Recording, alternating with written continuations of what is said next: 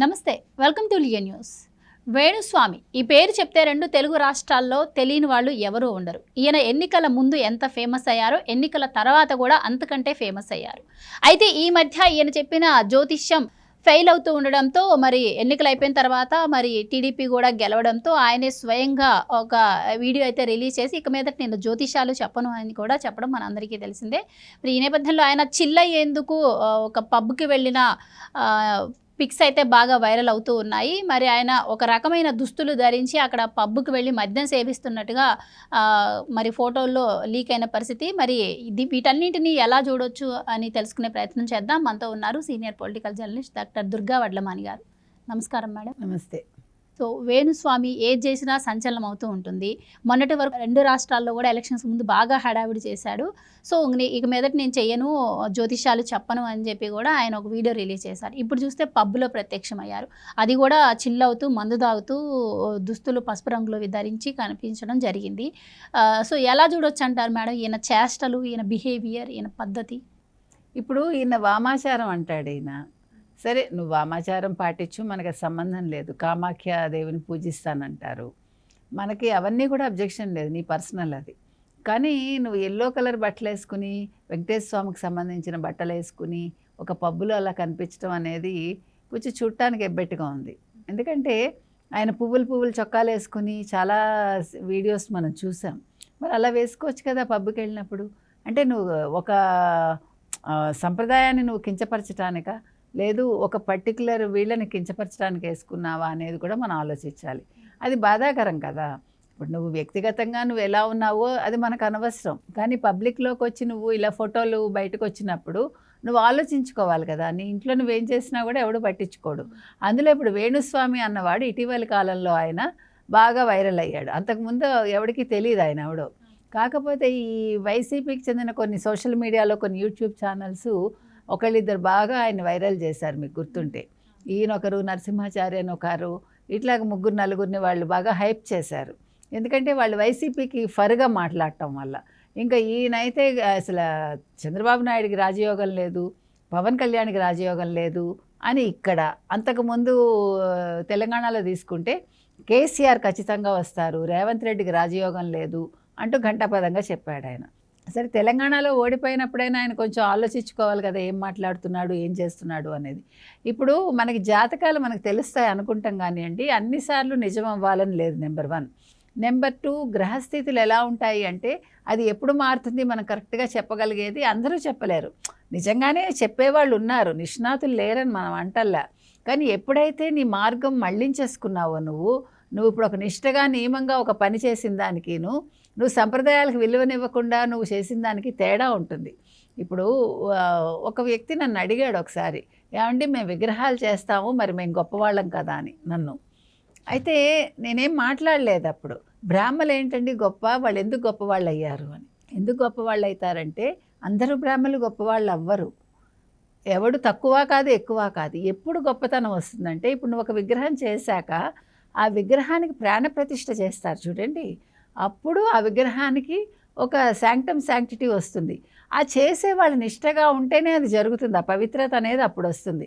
ఇక్కడ నేను ఎందుకు గొప్ప కాదంటే ఇప్పుడు మామూలుగా ఒక రాయి, అది ఆ రాయికి ఎప్పుడైతే ప్రాణప్రతిష్ఠ చేశారో నువ్వు అనుకున్న విధంగా నువ్వు చెక్కావు, దాన్ని చెక్కాక అది మామూలుగా అది ఒక బొమ్మ అంతే అప్పుడు.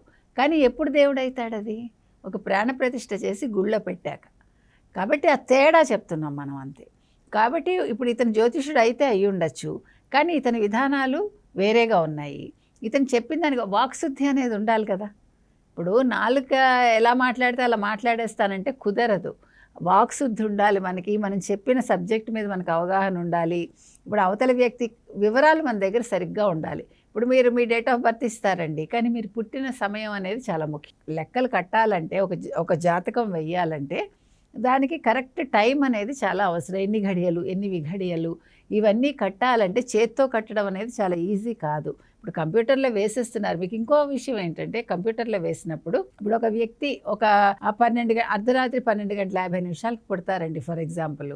మీకు ఒక జాతకానికి దానికి లెక్కలు వేరేగా ఉంటాయి. ఇప్పుడు 4 పాదాలు ఒక్కొక్క దానికి అట్లా ఉంటాయి అన్నమాట.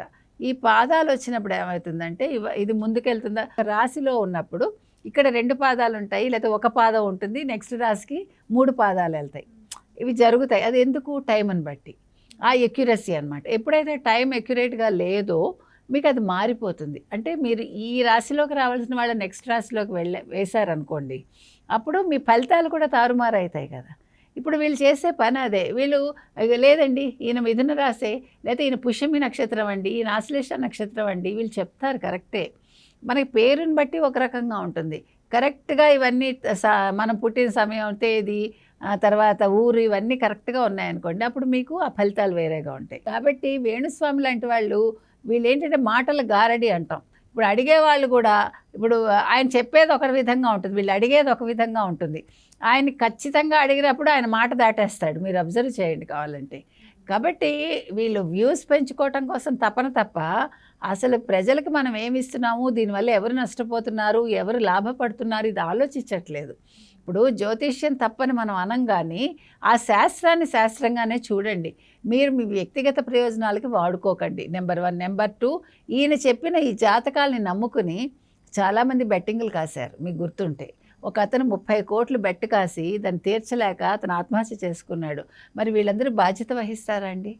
ఎందుకు చెప్తున్నానంటే, నేను ఒకటి చెప్పినప్పుడు, ఇప్పుడు నేను మీతో మాట్లాడుతున్నానండి, ఇది 100 మందికి వెళ్తుంది. వాళ్ళని నేను తప్పుదారి పట్టించకూడదు. ఒక వ్యక్తిగా అది నా బాధ్యత. అది ఇప్పుడు నేను ఇక్కడ కూర్చుని మాట్లాడుతున్నానంటే నేను ఒళ్ళు దగ్గర పెట్టుకుని మాట్లాడాలి.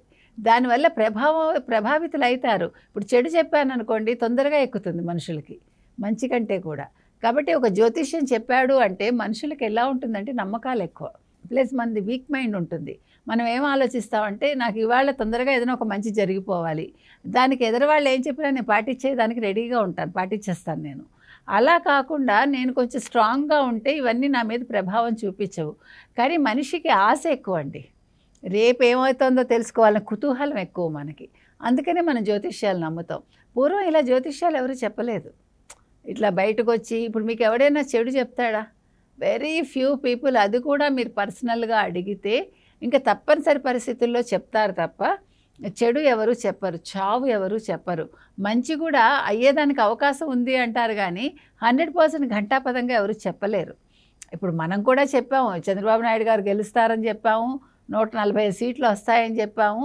ఇవన్నీ మనం ప్రజల నాడిని బట్టి చెప్తాం. ఇప్పుడు చంద్రబాబు నాయుడు గారి జాతకాన్ని బట్టి మనం చెప్పాల.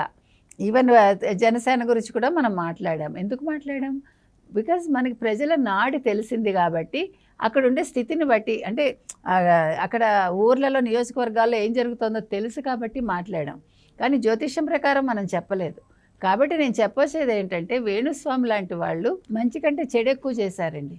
కాబట్టి ఇలాంటి వాళ్ళు చూసారా మీరు, విలాసవంతంగానూ ఉంటున్నారు, ఓ పక్క భక్తి సంప్రదాయం అంటూ ప్రజలను మోసం చేస్తున్నారు. నువ్వు ఒక దాంట్లో స్టికాన్ అయ్యి ఉండు, ఒక పద్ధతిగా ఉండాలి వీళ్ళు. ఇప్పుడు ఎవరైనా నిజంగా పూజారులు ఎవరు ఇలా చేయరు కదండి. ఈయన పూజారి వంశం నుంచి వచ్చానంటారు, ఈయన పూజారిగా ఉన్న వ్యక్తి ఇప్పుడు కామాఖ్య పేరు చెప్పి, కామాఖ్యలో ఉన్న వాళ్ళందరూ తాగుతున్నారా బయటకు వచ్చి? కాదు కదా. వామాచారం చేసే వాళ్ళందరూ రోజు తాగుతారా ఇలా పబ్బులకి వెళ్ళి? కాదు కదా. కాబట్టి మనం మాట్లాడేది, మనం చేసేది కూడా ప్రజలు హర్షించేలా ఉండాలండి. మనం ఎవరిని కూడా తప్పుదారి పట్టించకూడదు. అది నేను చెప్తున్నా. అది వేణుస్వామి కావచ్చు, ఇప్పుడు ఆచార్య గారని ఆయన కూడా ఘంటాపదంగా చెప్పారు, నరసింహాచారి గారు. మరి వీళ్ళందరూ సారీ చెప్పారు బయటకు వచ్చి. ఎందుకు మీకు ఆ గతి ఎందుకు? నువ్వు ఒక విషయం నువ్వు చెప్పాక ఆ విషయం మీ స్టిక్ ఆన్ అయి ఉండాలి. నువ్వు మళ్ళీ సారీ చెప్పుకునే స్టేజ్కి వచ్చావు అంటే నీ శాస్త్రం సరైంది కాదు, నువ్వు సరిగ్గా చదువుకోలేదని అర్థం. కాబట్టి ఇలాంటి వాళ్ళని నమ్మి ప్రజలు మోసపోవద్దు. Right madam, thank you so much.